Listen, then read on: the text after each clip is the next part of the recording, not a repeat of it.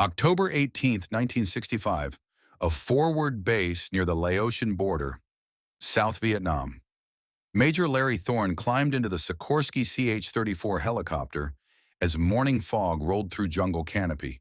The mission briefing had been standard. Reconnaissance flight into classified territory, radio check-ins every 30 minutes, extraction by nightfall. His crew chief noticed something unusual as Thorne settled into his seat.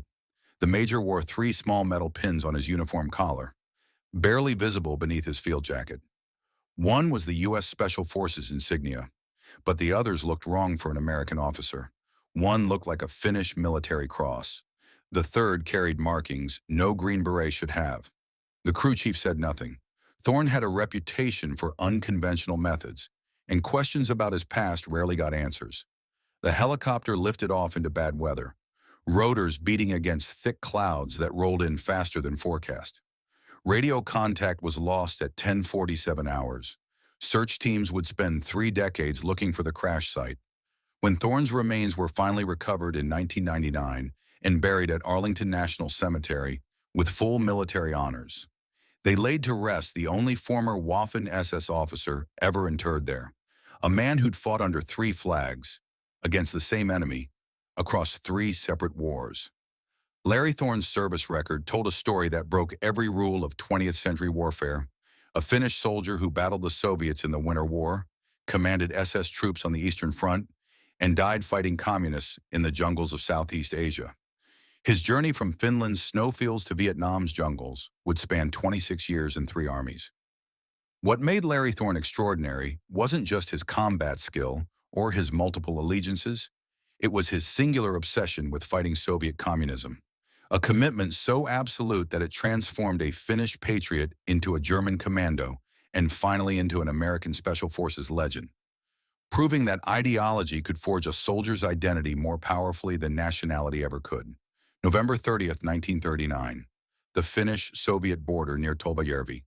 20-year-old Larry Thorne crouched in snow-covered forest as Soviet artillery shells exploded across the tree line. The Red Army had invaded at dawn with 450,000 troops, 21 divisions advancing on multiple fronts against Finland's 295,000 men. Morning radio broadcasts confirmed what border troops already knew. The Soviet Union planned to crush Finnish resistance within weeks, annex the country, install a puppet government. But Red Army planners made a critical mistake.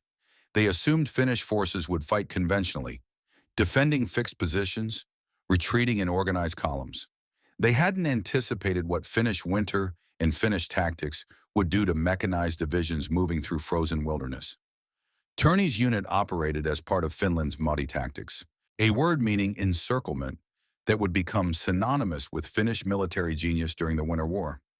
The strategy exploited Soviet reliance on roads through dense forest, Soviet columns unable to move off narrow forest tracks in deep snow, stretched for miles as supply trucks and armored vehicles crawled single file through wilderness. Finnish ski troops, moving silently through forest on either side, struck without warning. They cut Soviet columns into isolated pieces, surrounding each section before defenders could organize. Then came systematic destruction. Snipers took out officers, Molotov cocktails disabled tanks, mortar teams hit supply trucks. The Soviets called these sausages, long columns chopped into pieces and eaten one section at a time. Thorne's natural talent for this warfare earned him rapid promotion. He could read terrain like text, understanding instinctively where Soviet forces would concentrate, where they'd be most vulnerable. He moved through winter forest like a wolf, leading his men on ski patrols that covered 50 kilometers in a night, striking Soviet positions at dawn before disappearing back into white landscape. In one action near Tolvajärvi, his platoon ambushed a Soviet supply column, destroying 12 trucks and killing an estimated 70 enemy soldiers without losing a single man. The engagement lasted 8 minutes. Finnish command awarded him the Cross of Liberty and promoted him to sergeant at age 20. The Winter War ended March 13, 1940, with the Moscow Peace Treaty. Finland gave up roughly 9% of its territory to the Soviet Union, including the entire Karelian Isthmus. Some 420,000 Finnish civilians fled the annexed regions. The war cost Finland 25,000 dead, and 43,000 wounded. Soviet losses topped 126,000 killed and 264,000 wounded, a casualty ratio that shocked military observers worldwide. Turney came back from the front decorated and promoted, but eaten up with bitterness. Finland kept its independence but lost territory. The enemy stayed across the border, stronger and more determined. The peace felt temporary, a pause rather than an ending. When Germany invaded the Soviet Union, June 22, 1941, and Finland launched the Continuation War to take back lost territory, Turney didn't hesitate, but this time, he wanted more than defending his homeland. He wanted to take the war deep into Soviet territory, and that ambition would lead him to make a decision that would define and complicate his legacy for the rest of his life. May 1941. Turney boarded a ship at Turku bound for Nazi Germany. The decision hadn't come easy. Finland's official position was neutrality, but the Finnish government quietly let volunteers join German forces fighting the Soviet Union. Turney traveled under the alias Larry Lane, one of 197 Finnish recruits who crossed the Baltic without passports, their journey hidden as merchant shipping. He arrived at Stralsund on the German coast, then traveled to the SS training center at Vienna Schönbrunn. There he learned the advanced commando tactics that would transform him from a skilled guerrilla fighter into something more dangerous. The training stressed deep penetration raids, sabotage techniques, explosive demolition, long-range reconnaissance. German instructors taught him how to move behind enemy lines for weeks at a time, living off captured supplies, destroying infrastructure faster than it could be fixed. Turney absorbed the lessons with the intensity of a man who'd found his purpose. October 15, 1941. He stood with 767 other Finnish volunteers at Grossborn training grounds and swore an oath to Adolf Hitler. The oath troubled some Finns, who saw themselves as patriots fighting for Finland's interests, not ideological Nazis. Turney's motivation stayed singular: destroying Soviet military capability by any means available. January 1942. The Finnish Volunteer Battalion joined SS Division Viking on the Eastern Front. Turney quickly stood out, and Finnish command authorized forming a specialized unit under his direct control. Turney's company operated as an independent raiding force, running deep penetration missions behind Soviet lines. They moved at night, hitting supply depots, ammunition dumps, command posts, then disappearing back into wilderness. In one operation, his company went 30 kilometers behind Soviet lines, destroyed a fuel depot holding an estimated 200,000 liters of gasoline, and got out without losses. Soviet commanders, frustrated they couldn't stop these raids, put a bounty on Turney's head: 3 million Finnish marks, dead or alive. His legend grew with each successful mission. Soviet troops called him the White Death, confusing him with Simo Häyhä, the famous Finnish sniper. German officers requested his company for impossible missions. Finnish soldiers who served under him talked about his weird ability to sense danger, to know when Soviet patrols were closing in before seeing or hearing them. He survived encounters that should have killed him: ambushes, artillery barrages, close-quarters firefights in frozen forest. But September 19, 1944, everything changed.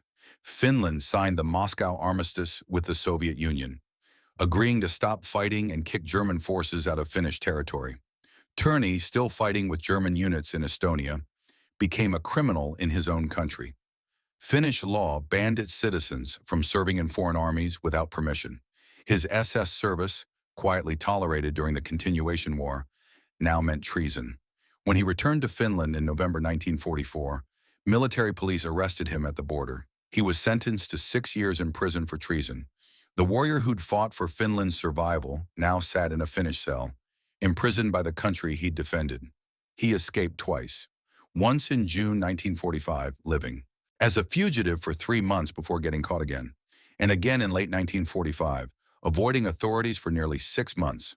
But Finland was now under Soviet influence. There was nowhere left for him to fight. December 1948. President Paasikivi pardoned Turney, but the soldier had nowhere to go. His military rank stripped, his name erased from official war records. The Finland he'd defended no longer wanted him. In 1949, he fled across the border to Sweden, using a friend's passport and forcing a taxi driver at gunpoint to drive him across. He worked briefly as a lumberjack in Sweden, but manual labor felt like prison for a man who'd spent a decade perfecting the art of war. His combat skills, sharpened through 2 wars and countless battles, were rusting with each day spent in civilian life. In 1950, Turney took on the identity of a Swedish merchant seaman and got work aboard the SS Bolivia bound for Venezuela. There, he ran into Colonel Maudy Arnio, one of his former Winter War commanders, also living in exile, but Venezuela offered no solution. Turney's obsession stayed the same, fighting communism, and the only nation actively fighting Soviet expansion with military force was the United States. Late 1950, he stowed away on a Swedish cargo ship, the MS Skagen, sailing from Caracas to the United States. In the Gulf of Mexico, off the coast of Mobile, Alabama, he made his move, jumped overboard and swam ashore to claim political asylum. The timing was perfect. The Lodge-Philbin Act of 1950 had created a legal way for foreign nationals with specialized military skills to join the U.S. Army. The Cold War was heating up. The Korean War had started.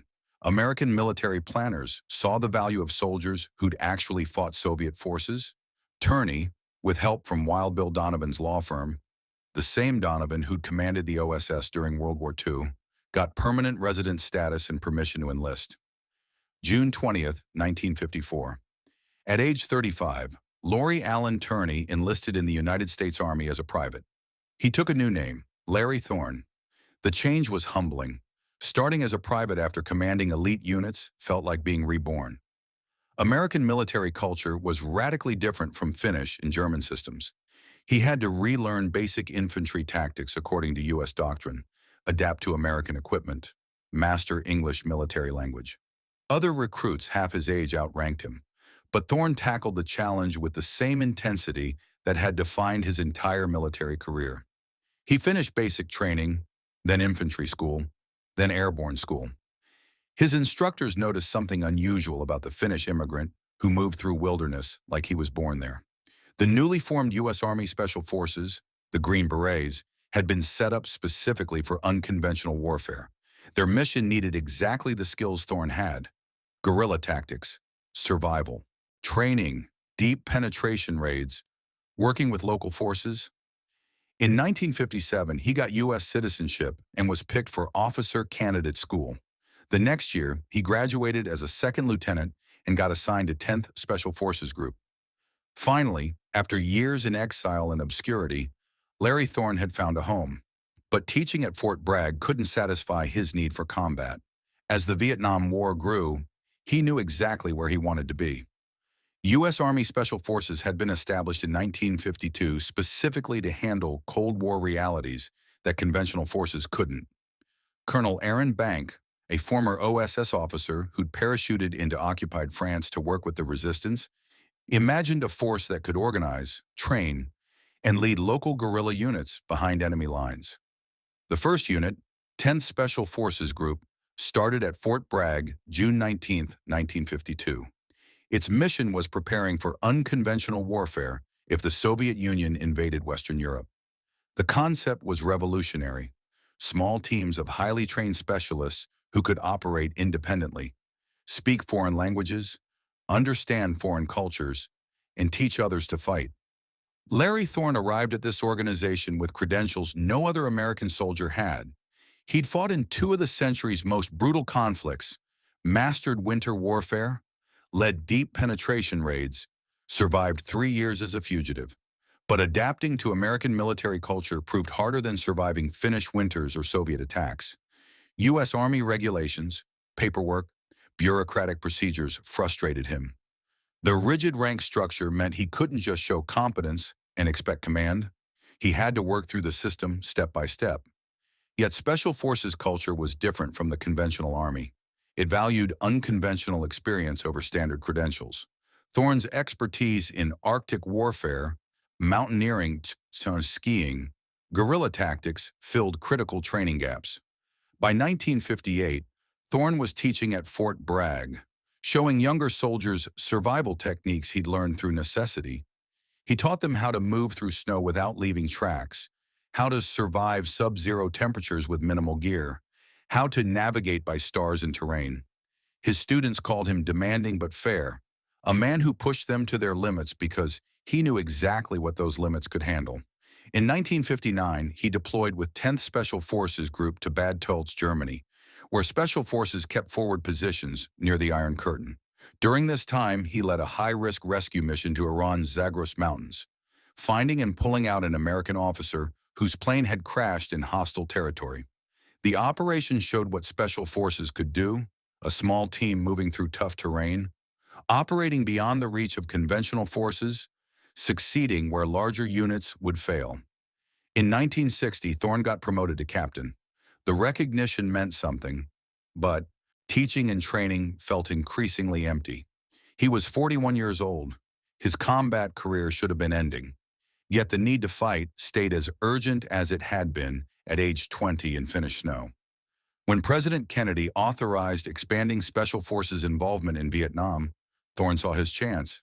In 1963, he volunteered for his first Vietnam tour, serving with Special Forces Detachment A-734 in the Mekong Delta. He trained civilian irregular defense group forces, defended remote camps against Viet Cong attacks, earned a Bronze Star with V device for valor. 2 Purple Hearts followed. Wounds that would have sent most soldiers home sent Thorne back for a second tour. By 1965, he transferred to MACVSOG, Military Assistance Command Vietnam Studies and Observations Group, the classified Special Operations Unit running cross-border missions in Laos and Cambodia. This was the war he'd been preparing for his entire life, unconventional warfare against communist forces in impossible terrain. At age 45, when most officers were thinking about retirement, Larry Thorne was finally doing exactly what he'd always done best. November 1963, Thorne stepped off a transport at Tan Son Nhut Air Base, Saigon, at age 44. Most officers his age ran rear area logistics or served in staff jobs thousands of miles from combat. Thorne had volunteered specifically for field duty. He got assigned to Special Forces Detachment A-734, operating civilian irregular defense group camps near the Cambodian border in Tien Bien District.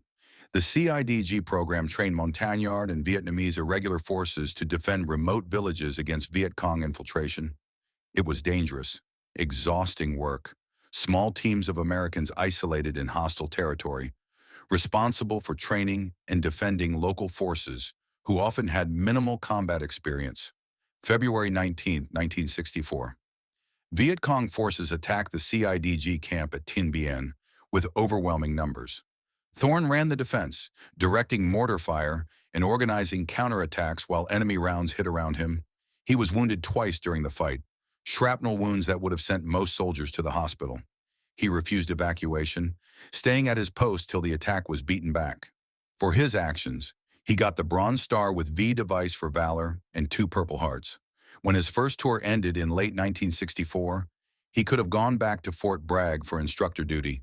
Instead, he requested immediate reassignment to Vietnam. His second tour started February 1965 with 5th Special Forces Group.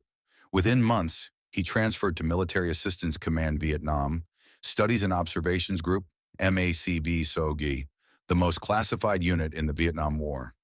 MACVSOG ran operations that officially didn't exist: cross-border reconnaissance into Laos and Cambodia, prisoner snatch missions, sabotage operations against the Ho Chi Minh Trail, psychological warfare campaigns. The unit's casualty rate would eventually top 100%. Every man wounded at least once, half killed.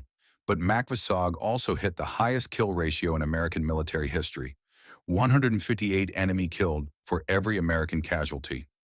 The Ho Chi Minh Trail was North Vietnam's strategic lifeline, a network of roads, paths, way stations moving through Laos and Cambodia, funneling troops and supplies south. Cutting this supply route became MACVSOG's main mission. Thorne flew reconnaissance flights in light aircraft and helicopters, spotting supply caches and troop concentrations for airstrikes. He planned and led ground teams that slipped behind enemy lines to gather intelligence and run ambushes. His expertise in deep penetration raids, learned on the frozen Eastern Front 2 decades earlier, translated perfectly to jungle warfare. The terrain and climate had changed, but the tactical principles stayed the same. Move fast, strike hard, disappear before the enemy can respond. By October 1965, Thorne had been promoted to major.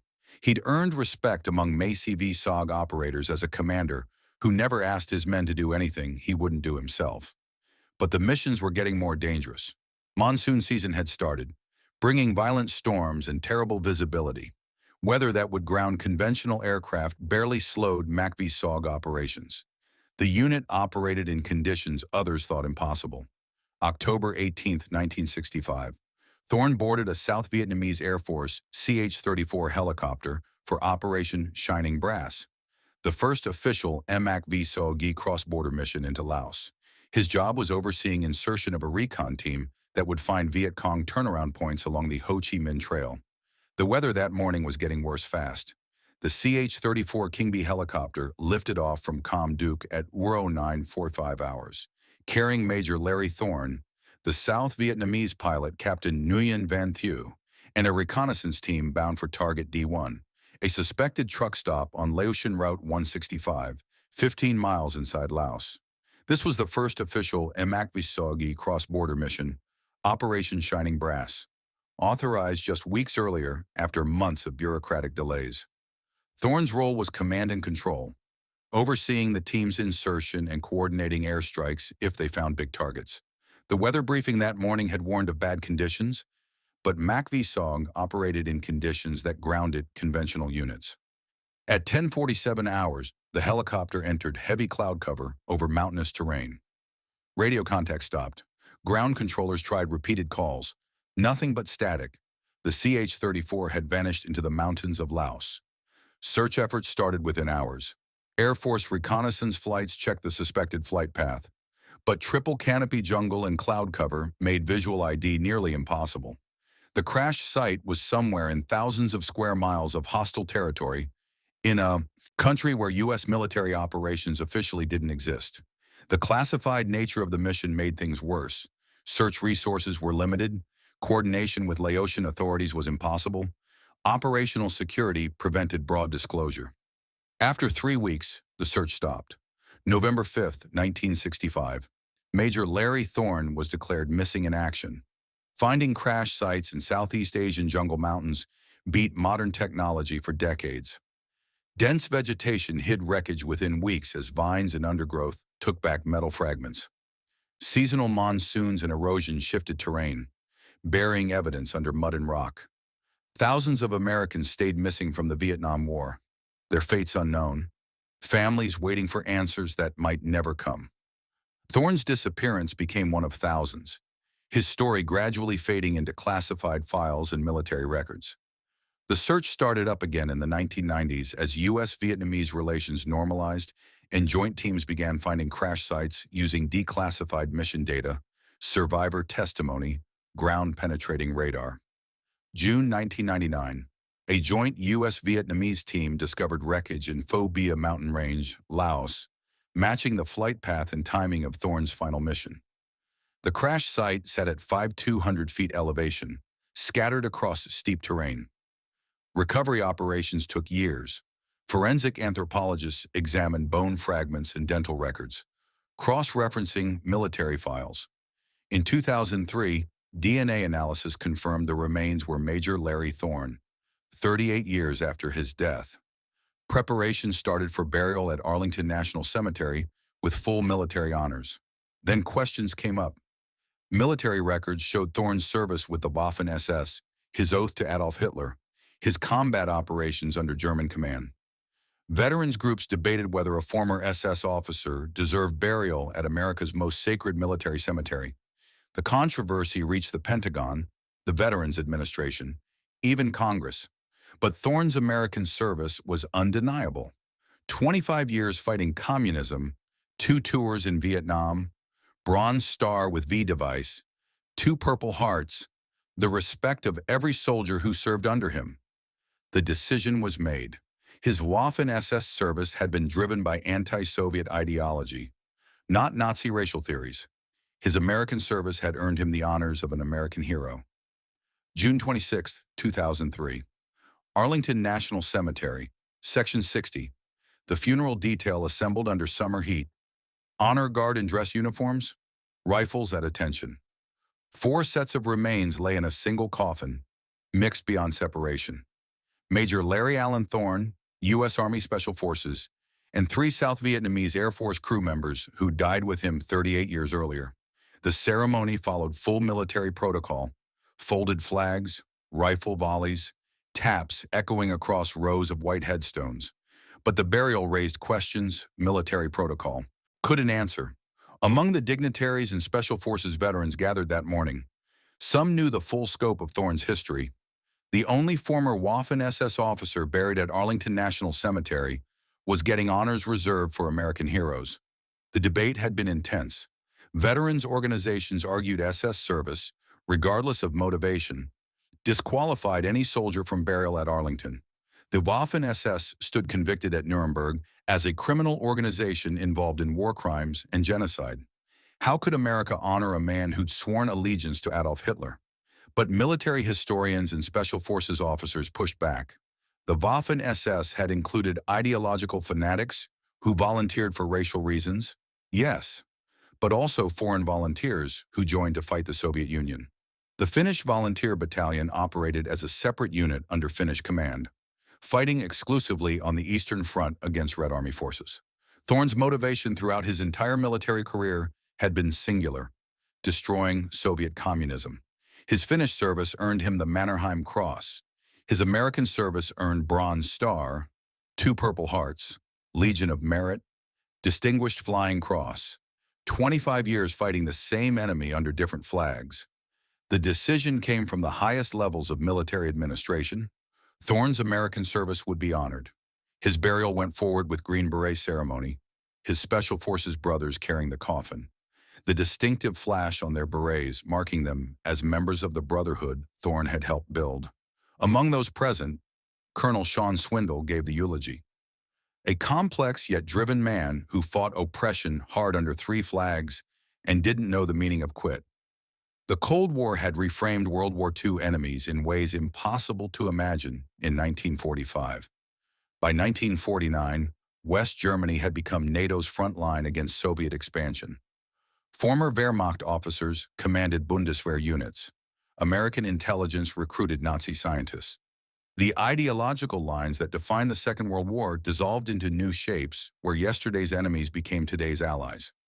Thorne's story showed this transformation. His anti-Soviet commitment stayed constant while geopolitical alliances shifted around him. Yet his burial at Arlington forces uncomfortable questions that resist easy answers. Can ideology justify serving history's most criminal regime? Does purity of motivation excuse the darkness of alliance? How do we judge soldiers whose causes crossed moral boundaries chasing what they believed was a greater good? Thorne spent his entire adult life fighting what he saw as the century's great evil, Soviet totalitarianism. That fight led him to serve under the swastika, a decision that haunts his legacy regardless of motivation. His headstone in Arlington stands as proof not of moral clarity, but of history's complexity, a reminder that soldiers sometimes fight for noble reasons under terrible flags, and that ideological commitment can forge identities stronger than nationality, but no less complicated by the choices it demands.